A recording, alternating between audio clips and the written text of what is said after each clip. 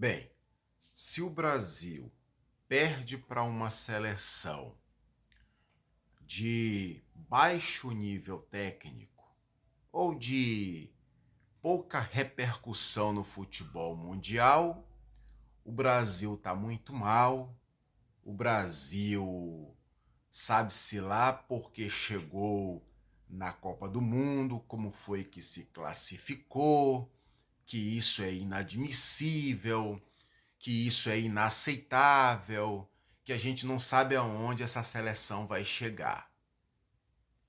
Esse discurso é feito por aqueles que hoje são sumariamente contra a seleção brasileira, independente de qualquer coisa que aconteça. Não faço parte desse time porque eu entendo que o que tem que ser analisado é o que está acontecendo agora, neste momento.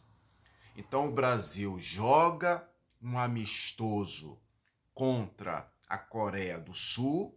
Sim, a Coreia do Sul não é nenhuma Alemanha, não é nenhuma Itália, não é nenhuma Inglaterra, muito menos Argentina.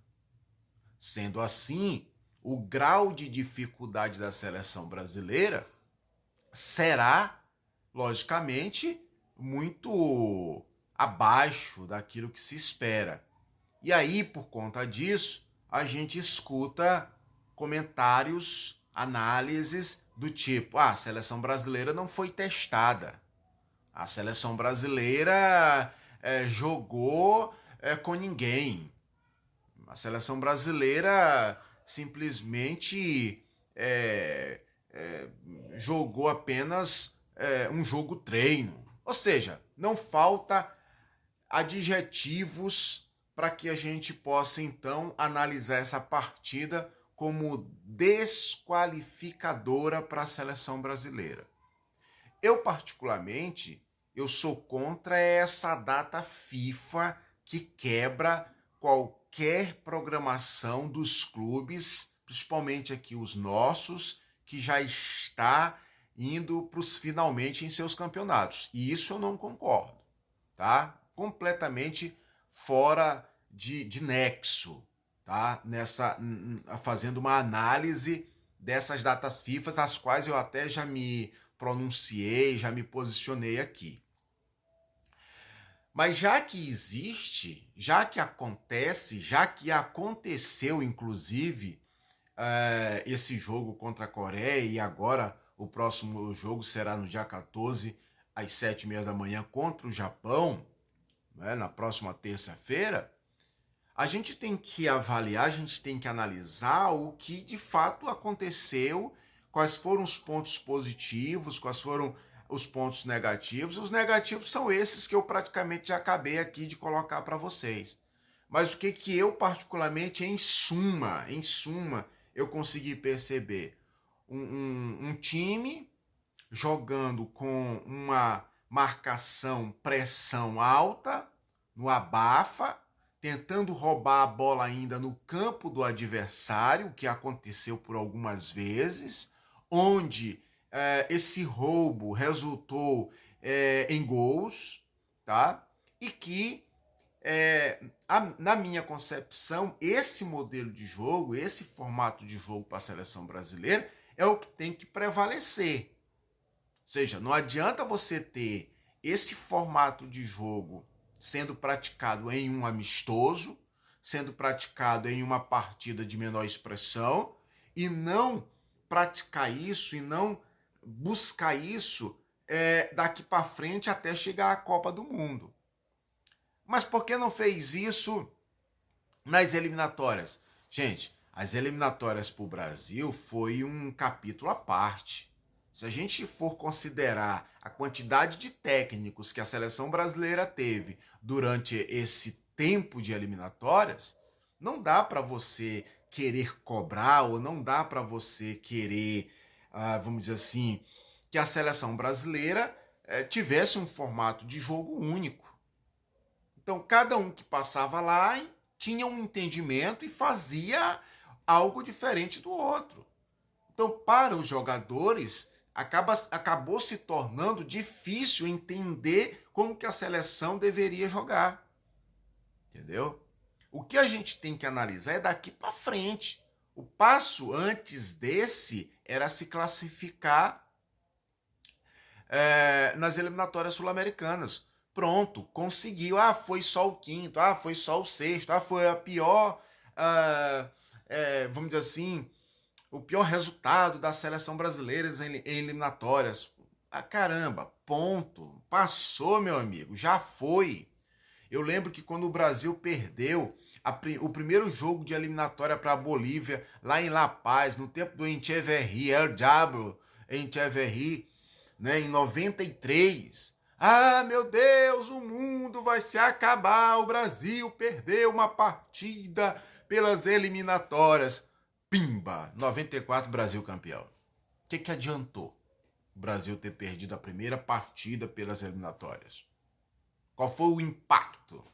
Eu diria para vocês que o impacto melhor, o impacto positivo, foi o Brasil entender que tinha que jogar muito mais bola, que o Brasil não era mais aquelas Coca-Colas todas, né? Fazendo aqui essa analogia básica, e que ele deveria ter um foco, ter uma concentração. Foi justamente o que aconteceu com o Parreira em 94.